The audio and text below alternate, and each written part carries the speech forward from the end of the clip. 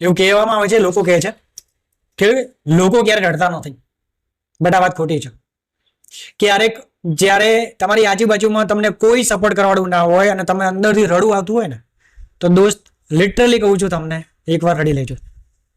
રડી લેજો. રડી લેવું જરૂરી છે, કેમ કે તમારું મન હળવું થશે, તમારી આંખો સાફ થશે અને આંસુ લૂછી અને ફરી વાર બાઉન્સ બેક કરવાનું છે. ફરી વાર બાઉન્સ બેક કરવાનું છે. હિંમત નથી હારવાની થતી. અને એક સમય એવો લાવવાનો છે, એ વર્કિંગ કામ કરીને, એ તમારા મંજિલની અંદર સક્સેસફુલ બનીને, કે જે લોકોએ તમને રડવા માટે મજબૂર કરેલા છે, એ લોકો કાલે તમારી સાથે એક વાત કરવા માટે એ લોકોની મતલબ એ લોકો તડપવા જોઈએ. એ લોકો જે તમને તમારા મુશ્કેલ સમયમાં છોડીને ગયા છે, એમને પસ્તાવો થવો જોઈએ. ડેફિનેટલી તમારો પણ એક દિવસ સમય આવશે. કેમ કે એવું જ કહેવામાં આવે છે કે ફરીવાર જી જાન લગાવીને મહેનત કરવાના કારણે કોઈ પણ વ્યક્તિ પોતાના મંજિલની અંદર સફળતા હાસિલ કરે છે.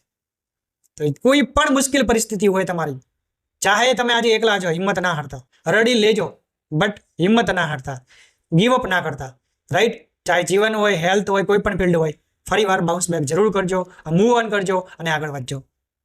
Keep signing.